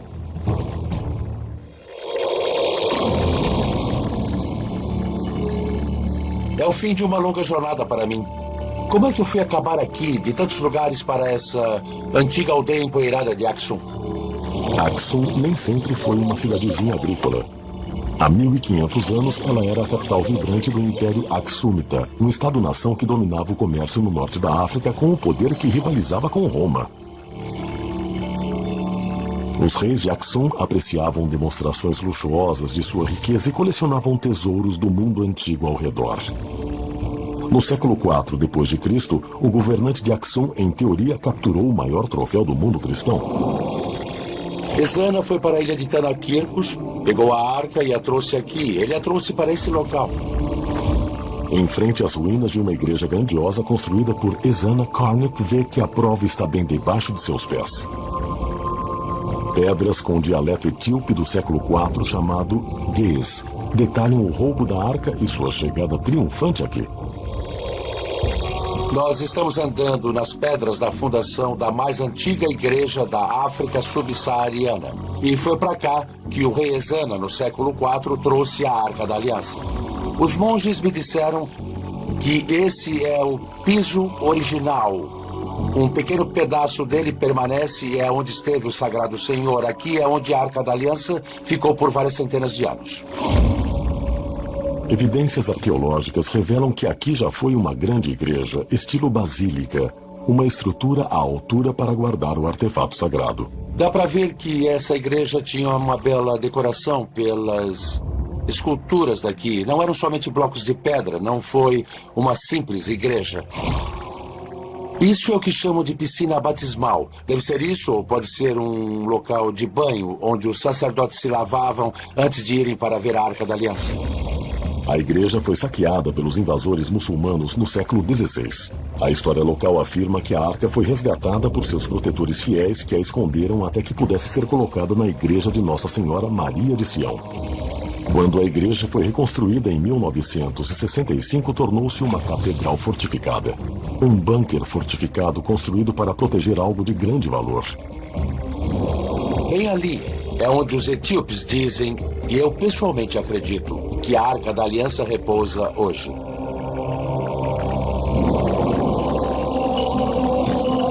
Os moradores de Aksum acreditam que a Arca e os 10 mandamentos estão dentro de uma catacumba altamente segura. Um esquadrão de adoradores dedicados é a primeira linha de defesa. Voluntários equipados com rifles de assalto vigiam esse local dia e noite. Ele disse, há 6 anos, eu sou guarda dessa igreja. A segurança desse local é muito severa. Mesmo se um intruso conseguir passar pelos guardas armados, há um outro sistema de segurança dentro da igreja. E não é só um edifício grande, com a arca sagrada dentro. Na verdade, existe uma sequência de corredores ali dentro, como um labirinto. Dizem que os corredores são feitos de concreto e são muito estreitos, com curvas bem fechadas. É impossível se mexer ali carregando um objeto grande, como a Arca da Aliança. Mas a maior proteção da arca que existe pode ser a sua própria reputação. Os etíopes creem que ela tem grandes poderes. Eles acreditam que se você ficar na presença desse objeto e não estiver com o coração puro, você vai cair morto, que será queimado vivo. Eles têm a convicção de que essa arca tem poderes supremos bem acima do que imaginamos. Há menos de uma década, 3 monges teriam se esgueirado até a câmara e pararam diante da arca. Um homem morreu no local. Outro morreu 2 semanas depois. Vim até aqui logo após que ouvi falar sobre isso. Me reuni com a família, fui ao túmulo, o vi. O terceiro homem ficou com uma visão muito ruim e ainda está vivo hoje. Eu não creio que a arca tenha os poderes que os etíopes afirmam. Acho que ela tem o poder de dominar a mente. Essas pessoas foram doutrinadas desde que nasceram. Elas não se lembram de uma época que não foram informadas sobre a arca e os seus incríveis poderes. Somente um ser humano na Terra tem regularmente permissão para ficar na presença da arca. Esse homem seria a chave para revelar o poder de Deus na Terra? Desde a química do cérebro humano até a exploração de sistemas estelares distantes. A ciência está descobrindo novas evidências na busca mundial pela prova da existência de Deus. Armados com as mais recentes técnicas de análise científica, pesquisadores e arqueólogos de todo o mundo estão caçando o artefato mais cobiçado da Bíblia, a Arca da Aliança. Se a acharem, ela pode ser uma evidência do próprio Deus. Para Bob Cornick, a busca de sua vida o levou a uma igreja na Etiópia rural. Ele acredita que por trás desses portões está o que poderia ser a descoberta arqueológica mais importante na história, a Arca da Aliança Perdida. Acredita-se que esse clérigo que vive enclausurado seja o único humano na Terra que pode ficar na presença da arca. Ele é conhecido como o Guardião. O Guardião é quem protege a arca. Ele nunca tem permissão para sair. Passa a vida toda preso entre esses muros. Se a arca não está ali, por que todos esses guardiões, há centenas e centenas de anos, ficariam dentro dessa prisão? O guardião raramente fala com estranhos, mas agora, depois de muito negociar com anciãos de Axum, Karnak conseguiu algumas palavras.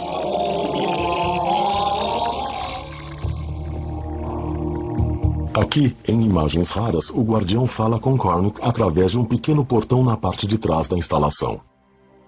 A sua saúde está boa para adorar com a arca? Você está se sentindo bem? Ele está falando que ele somente faz as suas orações. Orações. Isso mesmo. Obrigado pela atenção. Tá bom, obrigado. Após poucos minutos, o guardião retorna ao seu posto. Bob Karnak está a poucos metros de distância do que pode ser o local de repouso da arca. Mas hoje, ele não vai chegar mais perto. Eu me encontrei com o guardião, segurei sua mão e olhei em seus olhos, os mesmos olhos que possivelmente contemplam a Arca da Aliança. Karnak espera que o seu novo acesso ao guardião e seu relacionamento contínuo com os anciãos de Axum um dia traga a recompensa máxima, a oportunidade de ver a arca. A Arca da Aliança é a preciosidade, é a menina dos olhos de toda a arqueologia. Se alguém chegasse em mim agora e dissesse, Bob, você passará por aquela porta e verá a Arca da Aliança, se eu faria isso, eu agarraria essa chance. Esse é o maior achado arqueológico da história.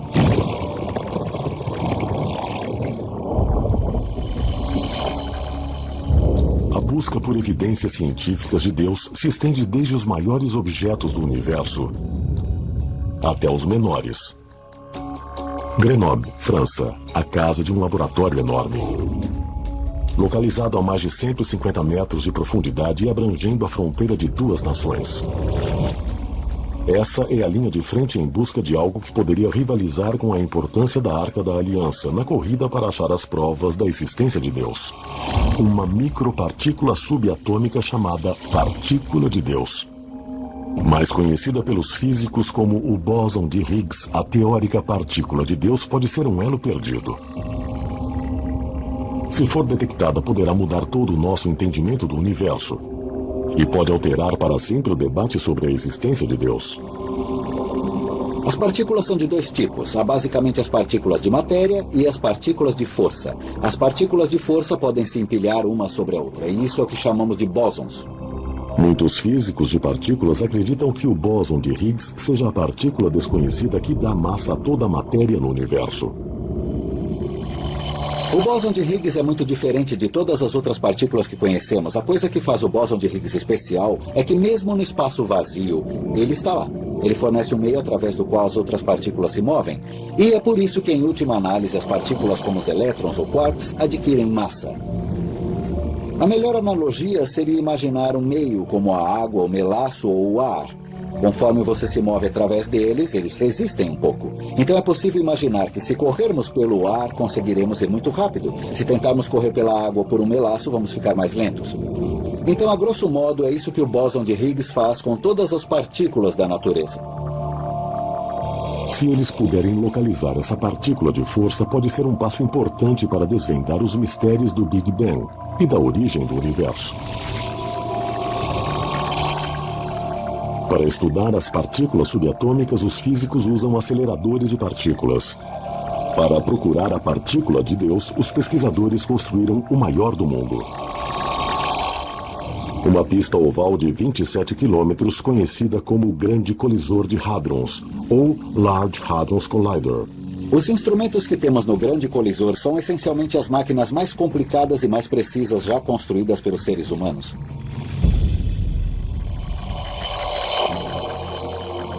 Nós pegamos os prótons e os aceleramos muito próximo à velocidade da luz. Até o ponto em que a velocidade não tem importância, o que importa é a energia. E então essas partículas têm mais de 1000 vezes a energia que um próton teria se estivesse parado. Aumentando a energia conforme eles aceleram em direções opostas, dois feixes de prótons são colocados em rota de colisão. Quando eles sofrem a colisão, o impacto resultante explode cada um numa cascata de partículas ainda menores, incluindo diferentes tipos de bósons. As colisões entre os prótons têm tanta energia que geram uma enorme explosão de partículas diferentes. Os próprios prótons possuem quarks e gluons dentro deles.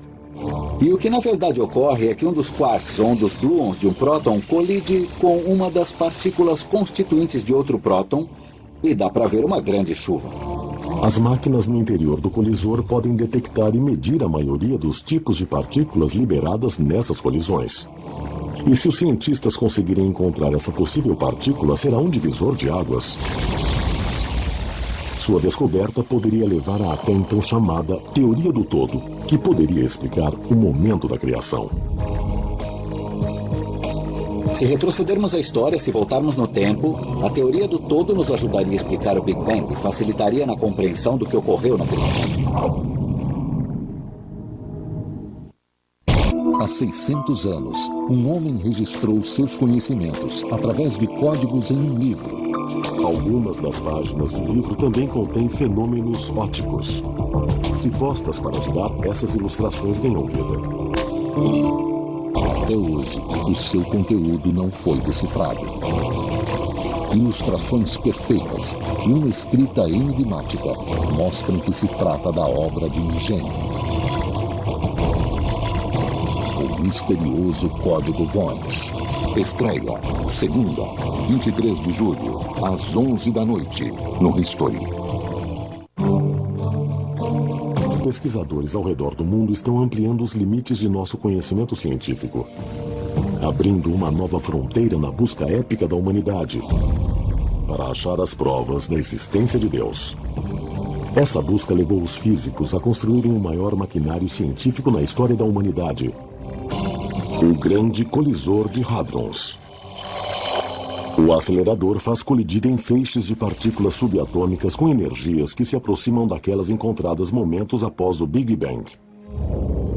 Essas colisões permitem aos cientistas sondar os menores blocos constituintes da matéria e energia. Como Einstein diz que E é igual a mc ao quadrado, a energia é proporcional à massa.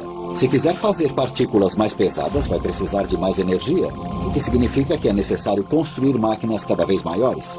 O objetivo: encontrar o bóson de Higgs, mais conhecido como a partícula de Deus. Sua descoberta poderá revelar o modelo padrão, uma teoria que resume o nosso conhecimento de mecânica quântica, eletromagnetismo e física de partículas. Encontrar o bóson de Higgs seria realmente um triunfo da imaginação humana. É o último ingrediente da física de partículas do modelo padrão. A última peça do quebra-cabeça.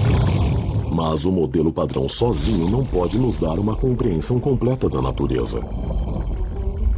O modelo padrão não leva em conta a gravidade que todos nós sabemos que existe. Então não estamos procurando somente o bóson de Higgs no colisor. Estamos procurando por todo tipo de coisas. Algo que os físicos gostariam de encontrar seria uma espécie de teoria do todo. O modelo padrão serve muito bem para as forças que conhecemos, o eletromagnetismo, as forças nucleares. Se pudéssemos pôr a gravidade ali dentro, poderíamos ter tudo o que existe no universo. Os cientistas esperam que a partícula de Deus possa ser um trampolim para a teoria do todo. Uma única equação que descreva todas as forças fundamentais da natureza. Gravidade, responsável pela evolução de estrelas e galáxias. As forças nucleares, responsáveis pela união de toda a matéria. E a força eletromagnética, responsável pela luz, pelas interações químicas e pela própria vida. O problema real da teoria do todo é que pode haver uma teoria do todo. Em outras palavras, pode haver um pequeno conjunto de regras, de leis da natureza que simplesmente dão conta de tudo o que acontece em toda a história do universo. Nunca há nenhum desvio dessas leis, não há nada diferente dessas leis, não há nada além dessas leis. Descobrir essa teoria poderia ser essencial para a nossa compreensão de como o universo começou. Uma das coisas que a teoria do todo precisa fazer é unir a gravidade com a mecânica quântica. É o que se precisa para entender o Big Bang. O Big Bang foi um momento em que havia partículas ao redor, então a mecânica quântica é importante, mas o universo estava se expandindo muito rápido, por isso a gravidade era importante. A teoria do todo nos ajudaria a entender o que aconteceu naquele momento. Se uma teoria do todo pode ajudar a explicar a criação do universo, ela pode também explicar o seu criador? Se conhecer uma teoria do todo, se achar que sabe todas as leis da física, com certeza poderia se perguntar, é só isso? Ou seria uma boa chance de falar, essa é a teoria do todo porque alguma inteligência superior a criou assim? Para alguns, a resposta é não.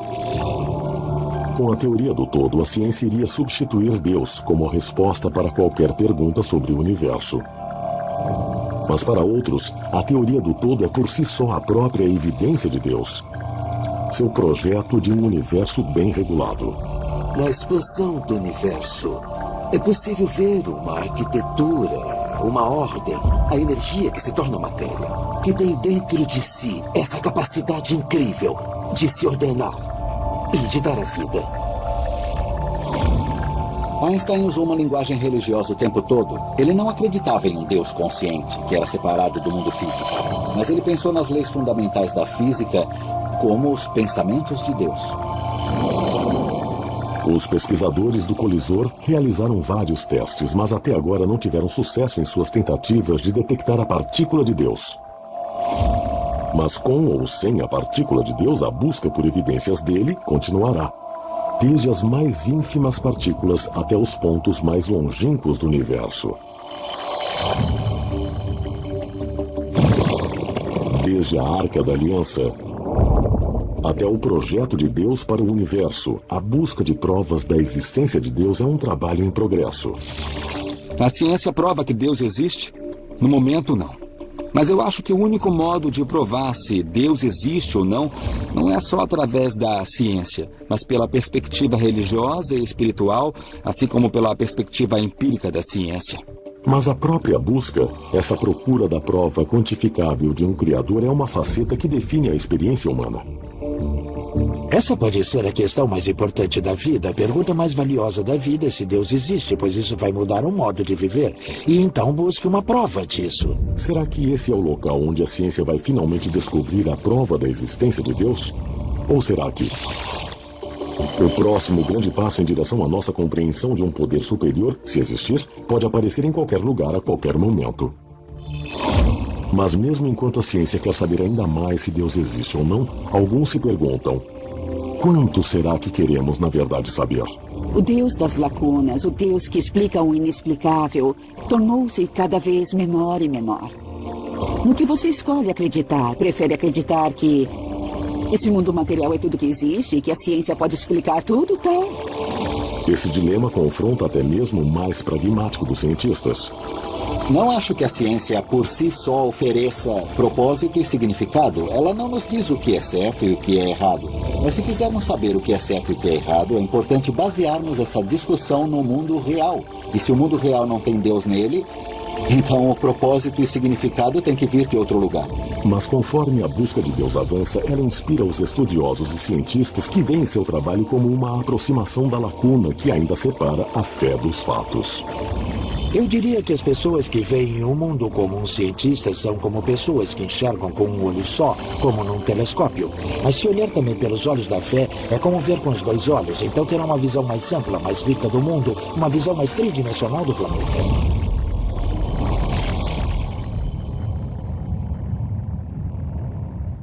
Revelar a prova física de Deus. De acordo com o Velho Testamento, Deus se comunicou com os judeus por meio dessa arca. Ali há um objeto que foi um sinal de Deus e a confirmação dele ter estado na Terra. Esse objeto fundamental da adoração dos judeus e, de repente, sumiu. E um puff saiu do nosso campo de visão e ninguém sabe o que aconteceu com ele. Se a arca constitui uma prova definitiva de Deus, é um tema para debate. Mas primeiro, ela tem que ser achada. Assim como Koernicke, arqueólogos e pesquisadores vasculharam o globo buscando as pistas de seu paradeiro. Mas depois de milhares de anos, as pistas estão frias. Em sua busca, Koernicke mira uma área rica em possíveis evidências. Me falaram que puseram sangue nisso. Relatos históricos. O Abbas está me mostrando um buraco que foi feito nessa pedra. Eles afirmam que aqui foi onde o mastro da tenda ficou, e a tenda era o tabernáculo. E novas pistas que logo poderiam levá-lo à arca.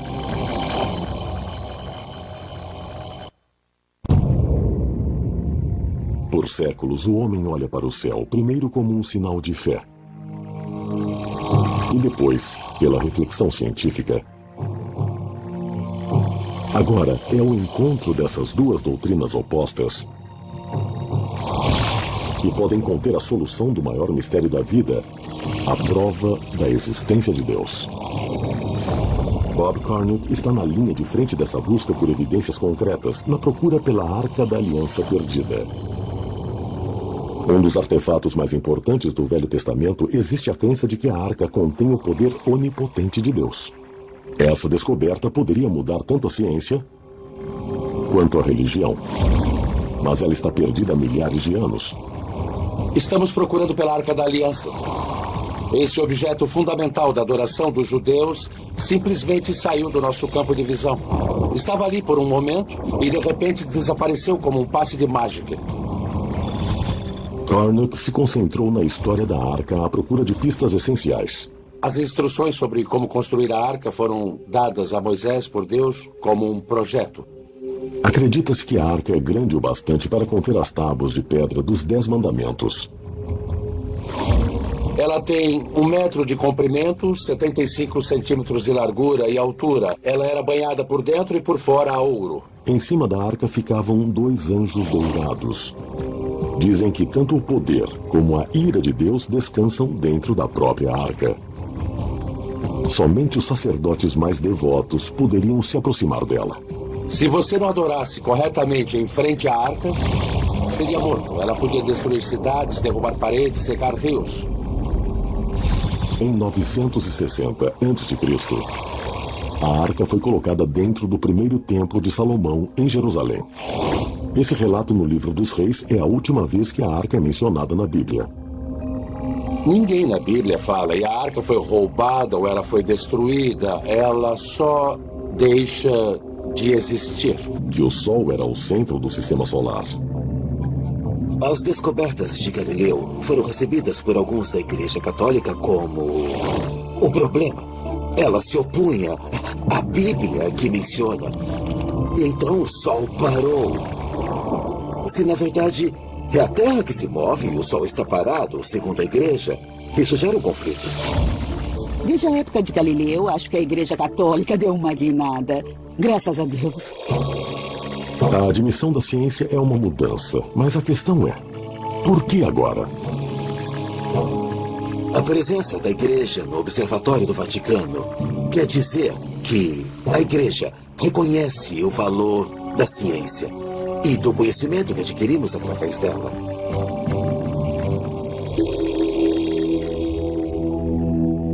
Enquanto a maior parte da ciência olha para as estrelas buscando as respostas do desconhecido, esses homens anseiam por algo bem mais específico: provar que Deus existe.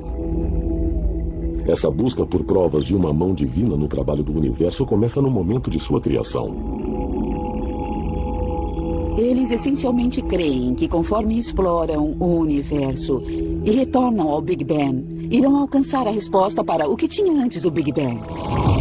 Se existiu um Big Bang, deve haver algo que o gerou. O universo como um todo se iniciou com a explosão de alguma coisa. Uma energia veio disso e depois se transformou em matéria. O Vaticano está de acordo com a explicação do consenso científico, que após o Big Bang, a interação de átomos de hidrogênio conduzidos pela gravidade formou estrelas, galáxias e o universo como o conhecemos. Essa é uma série de eventos onde o início é uma sopa de partículas elementares, depois gás e poeira, e aí o gás e a poeira se colidem, gerando estrelas, planetas e então a vida. Nós saímos desse universo como as estrelas, as galáxias, os sapos e tudo mais. Nós saímos desse mundo em evolução. Essa é a melhor explicação científica para a nossa chegada. Será que tudo isso aconteceu por acaso? ou por necessidade?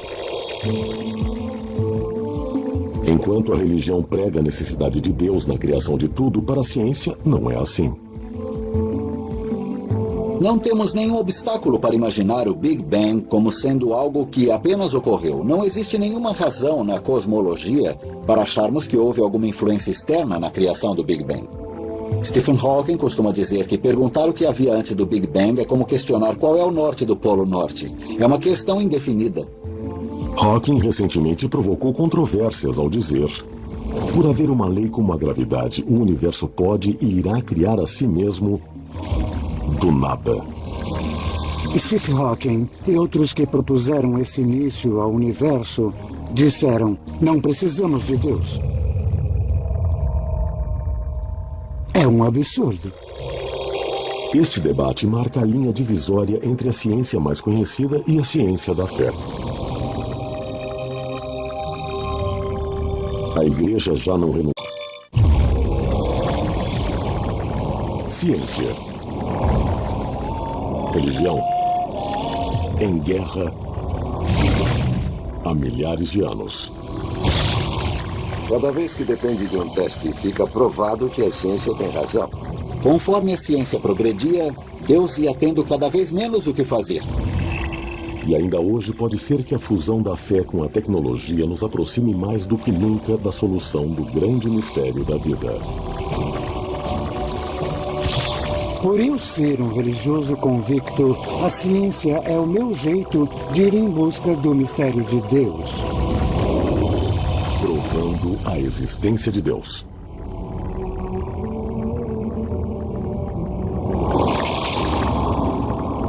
Durante séculos, a Igreja Católica esteve em guerra com a ciência, acreditando que sua existência poderia prejudicar os princípios mais sagrados da fé.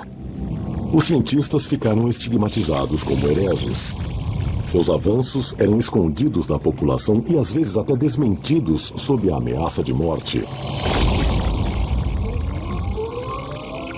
Mas atualmente há indícios de uma mudança radical. Quando as pessoas ficam sabendo que eu sou um padre e um cientista trabalhando especialmente para o Vaticano, onde há um observatório, a pergunta é sempre: por quê? Por que o Vaticano tem um observatório? A instalação multimilionária de classe mundial fica a 3.300 metros acima do nível do mar. Seu telescópio de 1,80 m consegue sondar milhares de anos-luz das galáxias. Os cientistas são especializados em astronomia e cosmologia. E o que os torna únicos? Eles também são homens de fé que admitiram a ciência como uma ferramenta em sua busca por Deus.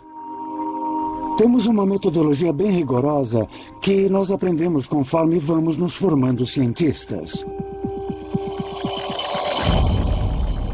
Dada a história instável da Igreja com a ciência, é de se impressionar que haja esse observatório de ponta. Especialmente desde o Iluminismo, existiu uma relação áspera entre ciência e a religião, onde a ciência, eu acho, explicou cada vez mais sobre o mundo. E as pessoas religiosas sentiram-se cada vez mais ameaçadas. O âmago da ameaça, para quem tem fé, é que a ciência diminua tanto a Deus que lhe deixe de existir. E isso envolve todo um modo de vida, uma vida inteira de mundo. Durante grande parte do último milênio, desafiar a explicação dos eventos naturais da Bíblia era um perigo. No início de 1600, notáveis astrônomos foram levados a julgamento quando suas descobertas científicas conflitaram com crenças religiosas enraizadas. Uma das ideias científicas mais ameaçadoras foi uma teoria desenvolvida pelos astrônomos Copérnico e Galileu. A Igreja ensinava que a Terra era o centro do sistema solar e que o Sol girava em torno dela. Mas Copérnico e Galileu sugeriram o contrário, unia mais as descobertas científicas. Ao invés disso, muitos, como o Padre Coyne, creem em um modelo que integre tanto a ciência como Deus. Isso é conhecido como a teoria do universo bem afinado. Ela sustenta que as condições exatas necessárias à criação da vida são tão precisas que não poderiam ter surgido por acaso. Para esses homens, o modelo de universo bem afinado é um projeto para a criação de tudo. E Deus é o arquiteto. Se cada uma dessas constantes não valesse o que nós medimos, vamos dizer, uma parte em 1 milhão, nós não estaríamos aqui. Essa é a noção de um universo bem afinado. Que as coisas são calibradas. É como um desabrochar. É no ponto. Nem quente e nem frio. E bum, nós temos um universo onde as pessoas são inteligentes e questionam grandes coisas. Você não prova que Deus existe, mas isso sugere muito que há um Criador. Se a teoria do universo bem afinado estiver certa, então Deus criou o universo todo, mas deixou os detalhes para a natureza. A pior coisa a se fazer seria dizer de imediato que foi Deus quem fez. Não pode ser tudo pré-determinado. Ele criou um universo que tem uma indeterminação, desde o micro até o macro.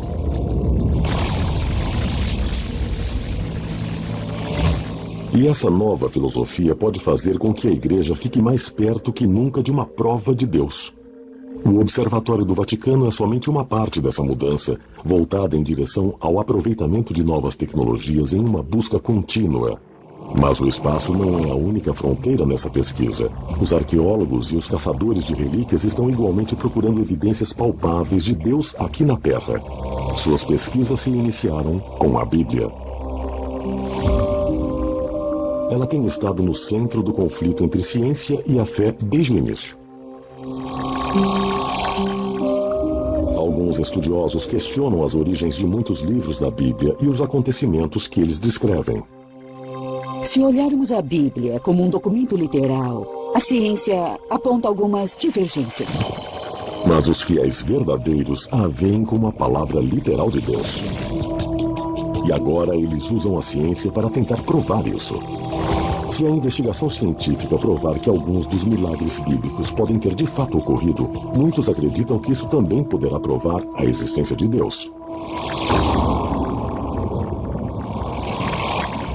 Etiópia.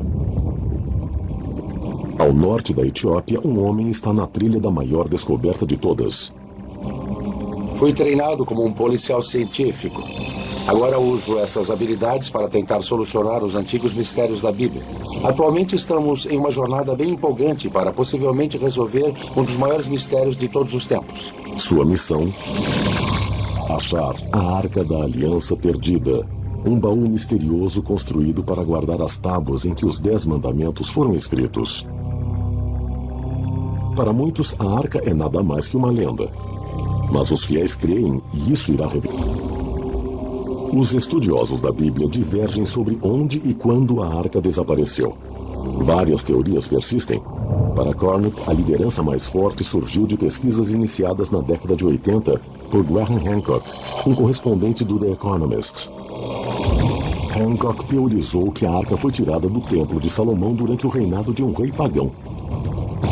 Essa pessoa é Manassés, um rei mau, maníaco e louco, que colocou ídolos pagãos dentro do templo. Essa profanação do templo teria forçado os sacerdotes devotos que vigiavam a arca a protegê-la por qualquer meio necessário, até mesmo removê-la do seu lugar de descanso sagrado. A arca teria sido transportada por fiéis sacerdotes levitas que sentiam repulsa pela sujeira que estava sendo trazida ao templo. Cornutt acredita que o caminho mais provável de fuga de Jerusalém teria sido a oeste, para o Egito e depois descendo o rio Nilo. Ilha Elefantina. A próxima pista para apoiar sua teoria poderia estar nessas rochas na pequena Ilha Elefantina. Cornutt se baseia na existência de ruínas de um antigo santuário, construído nas exatas especificações as do Templo de Salomão, lar original da Arca. Os moradores acreditam que ele foi construído como um refúgio temporário. Mas a arca não estaria segura lá por muito tempo.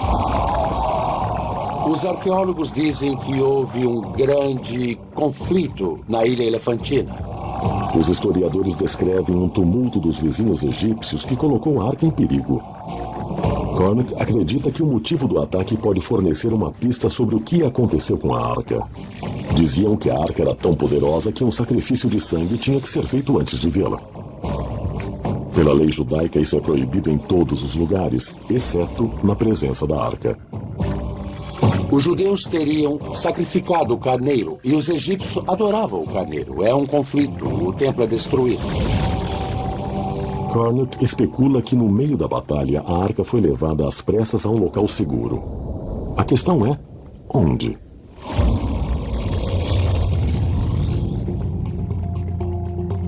A um continente de distância da Etiópia, o livro do Êxodo chamou a atenção de outro pesquisador que procura reduzir a lacuna entre ciência e fé.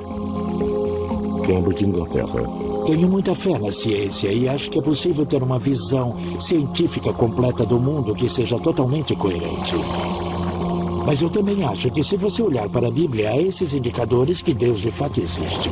O Sr. Colin Humphreys, um físico e cristão devoto, acredita que a ciência é a chave para desvendar os mistérios do Velho Testamento. E pode finalmente provar que Deus programou esses acontecimentos épicos. Sua investigação começa com um dos momentos mais emblemáticos da Bíblia: a divisão do Mar Vermelho.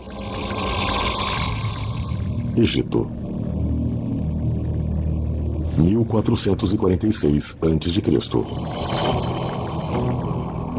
De acordo com o livro do Êxodo, Moisés e os judeus escaparam da escravidão, mas encontram-se encurralados entre a espada e o mar.